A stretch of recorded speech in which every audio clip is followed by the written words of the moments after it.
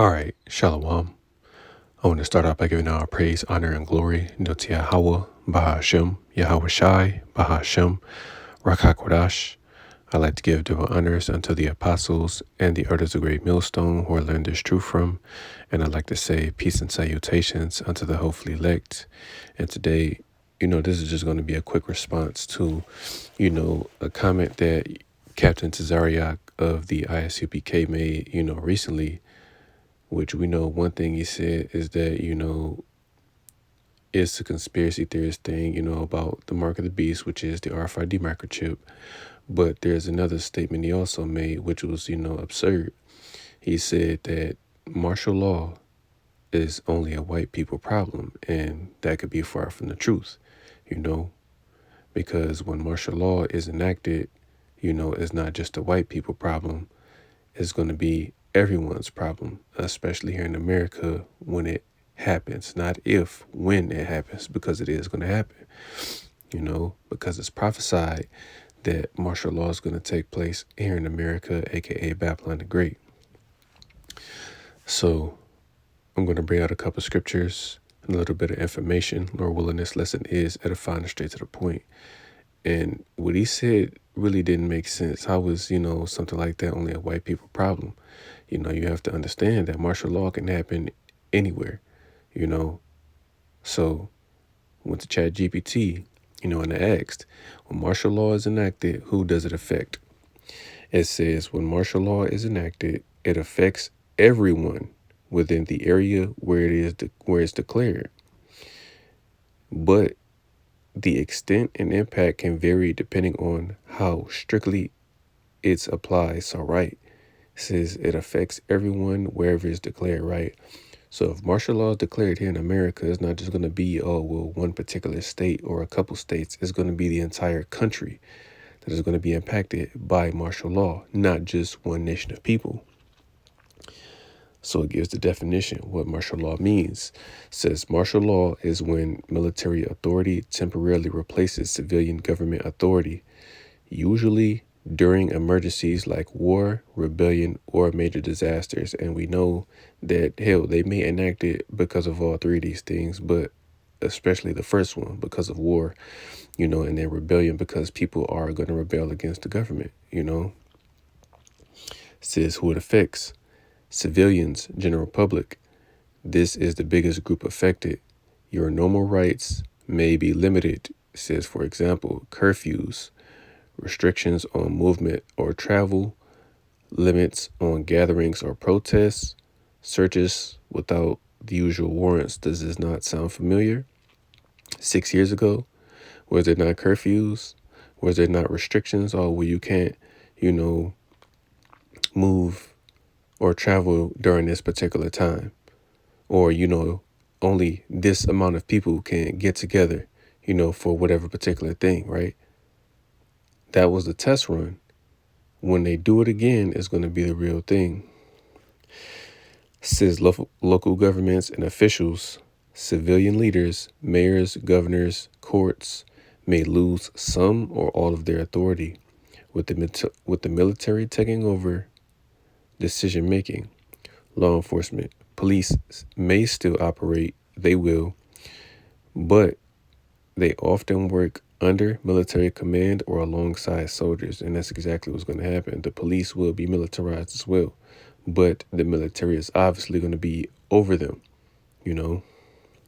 Since business and organizations, they may be required to follow military orders, such as closing early, rationing supplies, and supporting logistics. And again, that's what's going to happen.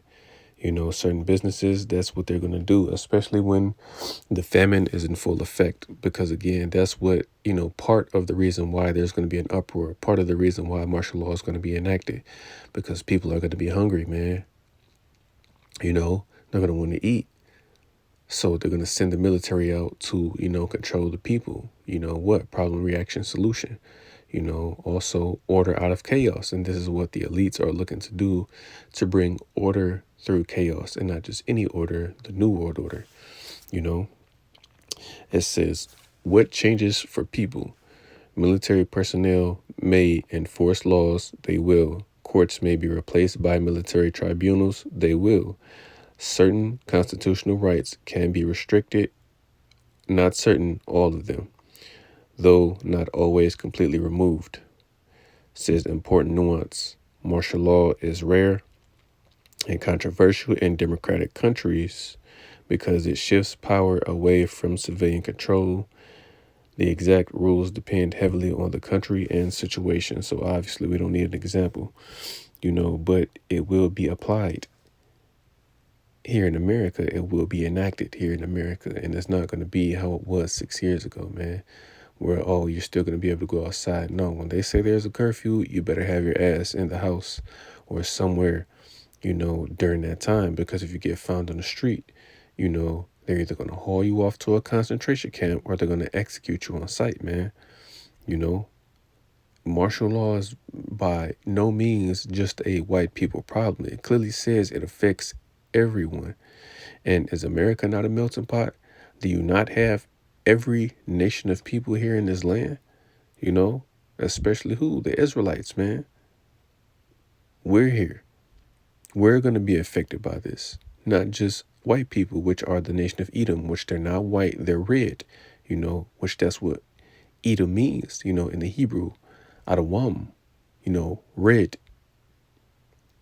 because they're not white, man, they're red. But that's, saying martial law is a white people problem is like saying Jacob's trouble is only an Israelite problem, which again, that's not true either, though the main, nation that is going to be affected by it, Jacob meaning the 12 tribes, but also the other nations, they're going to be in trouble as well, man.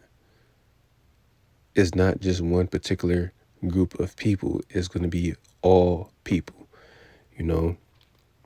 So let's get the scriptures. Get straight to the point. That's the book of 2nd Esdras, chapter 15 and verse 17. It says, a man shall desire to go into a city and shall not be able. And what is that talking about? Martial law.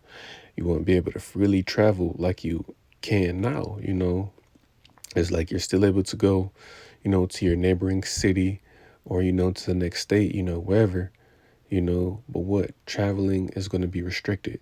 You see, they have, the ICE at airports now, in place of who? The TSA, because they're not being paid. So they're going to take over, thus furthering restricting traveling, man. Because again, it's not just one particular group of people that is going to be affected. It's going to be all people. Verse 17 is the main point, but why is martial law going to be enacted?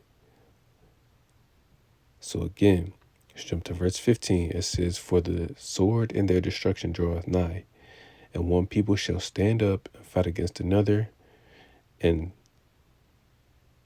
swords in their hands, for there shall be sedition among men.